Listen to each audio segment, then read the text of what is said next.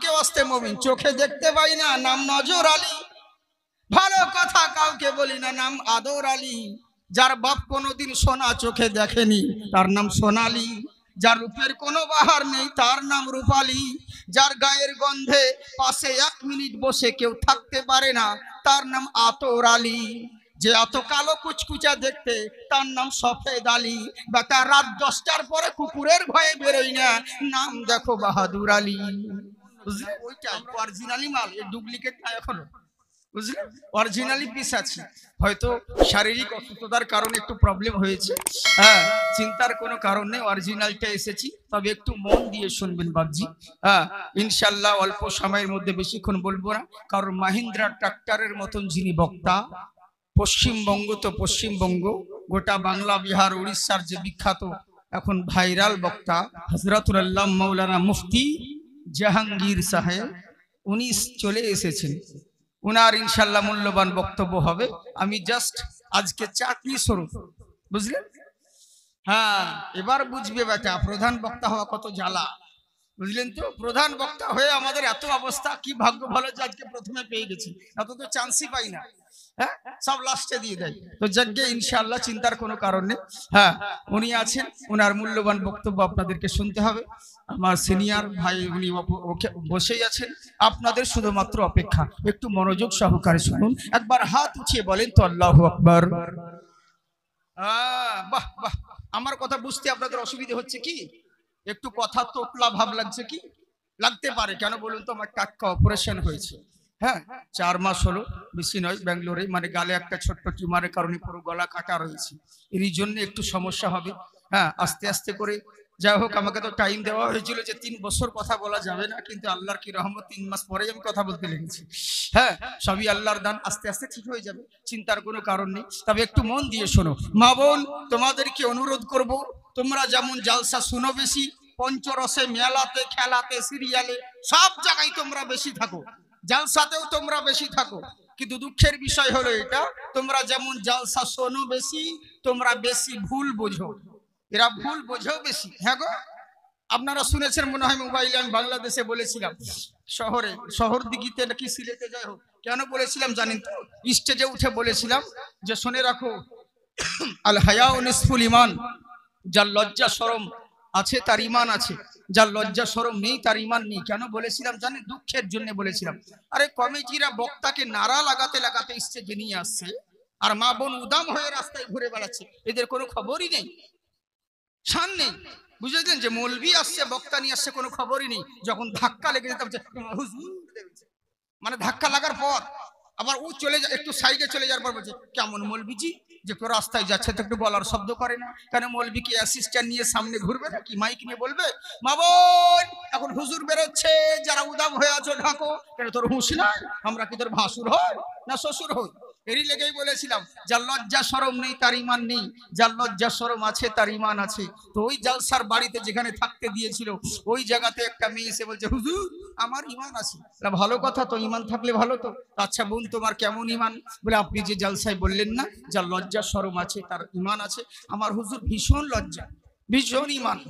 আমি চিন্তা করলাম যে আমি পুলিশ আছে, সিকিউরিটি গার্ড, কেউ আমার সঙ্গে ভয়ে কথা বলে না, আর এই ডাইরেক্ট এসে আমার সামনে কথা বলতে লাগলো। আচ্ছা তো তোমার কিরকম লজ্জা, কিরকম শরম বোন বলো তো?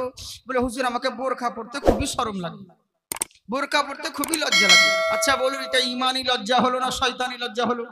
ওকে কোন লজ্জার কথা বলেছিলাম, কি শুনে বসে আছে? এরই লেগে বলছে, সোনামুখী ভুল শোনো না, ভালোভাবে শোনো, হ্যাঁ, মন দিয়ে শুনবে তাহলে হবে। একবার মোহাব্বতের সঙ্গে জোরে বলে সুবহানাল্লাহ। हाँ, तुम अपना दामन बिछा के मांगो, हुजूर देंगे जरूर देंगे। सुबहानाल्लाह बोलें। আমার না হলে আওয়াজ বসেছে, আপনাদের তো বসেনি। तुम अपना दामन बिछा के मांगो, हुजूर देंगे जरूर देंगे, दिलों को काशा बना के मांगो, हुजूर देंगे जरूर देंगे, तुम अपना दामन बिछा के मांगो हुजूर देंगे जरूर देंगे। তাই জেনে রাখো ওই যে মহামানব পৃথিবীর বুকে আবির্ভাব হবে তিনাকে অনুসরণ করলেই মহান আল্লাহর অনুসরণ করা হবে। মহান আল্লাহ বলেন হে ঈমানদারগণ ওয়ালা তাহিনু ওয়ালা তাহজানু, তোমরা চিন্তিত হয়ো না, তোমরা টেনশন করো না, দেশের পরিস্থিতি দেখে কখনো ঘাবড়িয়ে যেও না, কখনো টেনশন করো না যে অমুক পার্টি চলে এলে মুসলমানদের অবস্থা খারাপ হয়ে যাবে। কেউ বলছে অমুক দল ক্ষমতায় এলে মুসলমানের অবস্থা খারাপ হবে। এক একজনা এক এক রকম কথা বলতে থাকে, কিন্তু আমার আল্লাহ বলছে শোনো, তোমাদের টেনশনের দরকার নেই, তোমরা ঘাবড়াবে না, তোমরা চিন্তিত হবে না। ওয়া আনতুমুল আলাউনা, জেনে রাখো আমি আল্লাহ বলছি তোমরাই হবে জয়ী, তোমাদের হবে উচ্চশির, সম্মানের উচ্চ শিখরে তোমরাই থাকবে। শর্ত হলো একটা, ইন কুনতুম মুমিনিন, শুধু তোমাদেরকে মুমিন হতে হবে। কি হতে হবে? হ্যাঁ, মুমিন হতে হবে। কিন্তু মুমিন কাকে বলে? আমরা তো সবাই মুমিন, সবাই মুমিন নয়, আস্তে মুমিন। চোখে দেখতে পাই না, নাম নজর আলী।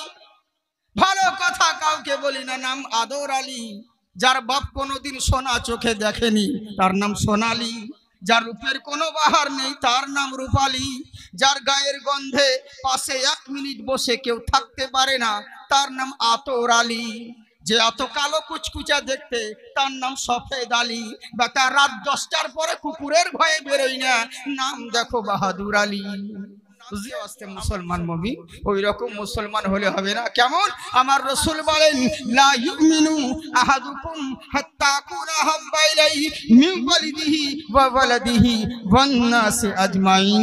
জেনে রাখো তোমরা ততক্ষণ পর্যন্ত মুমিন হতে পারবে না যতক্ষণ পর্যন্ত তোমার বাপ মা আল আওলাদ সন্তানাদি বংশ পরিবার আত্মীয় স্বজন চাইতে নবী মুস্তাফাকে যতক্ষণ পর্যন্ত বেশি ভালোবাসতে না পারবে তুমি সব হতে পারো, কখনো মুমিন না হবে।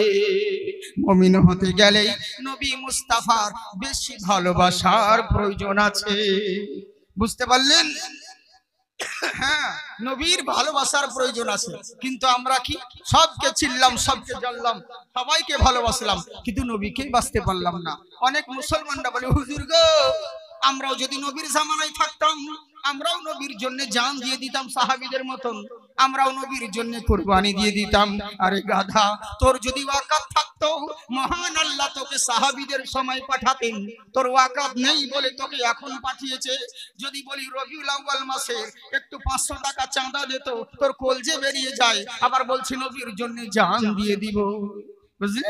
এরই লেগেই বাবা জেনে রাখো মার কুটে গরুকে আল্লাহ শিং দেয় না। কি গোয়া, আমি কোন কাতি মাস থেকে চা চেয়ে আছে, এখনো চা দিল না। দোয়াও করতে জানি, উল্টা পাল্টা দোয়া করতে জানি, বুঝলি? জি জি জি। আসলে কি জানেন, জালসা মঞ্চে সব রকম কথা, অনেক রকম কথা বলতে হয়। শুধু সাইড থেকে 2-1 মিনিট ভিডিও দেখে ফতোয়া দিলে হবে না, অত সহজ কথা নয়। একটা পাবলিককে মঞ্চে টিকিয়ে রাখতে গেলে হ্যাঁ অত বহুত রকম অনেক কিছু কথা বলতে হয়। শুধু এই খালি বলেই দিলে আমার হয়ে গেল যা ইচ্ছা তাই, অত সহজ? হ্যাঁ, আমরা ইউটিউব ফেমাস বক্তা নয়, আমরা হচ্ছে লাইভ স্টেজ ভাইরাল বক্তা। বুঝলেন? ওই যে আমরা এমনও করতে পারি যেমন কথা বলবো, দেখবেন যে কজন আছেন সব পালাবে। আবার এমন শুরু করবো যে কখন সকাল হবে আপনি বুঝতেই পারবেন না। আল্লাহ সব কোয়ালিটি দিয়েছে, কিন্তু চিন্তার কোনো কারণ নেই। বেশি বিরক্ত করবো না, তাড়াতাড়ি করি ইনশাল্লাহ। একবার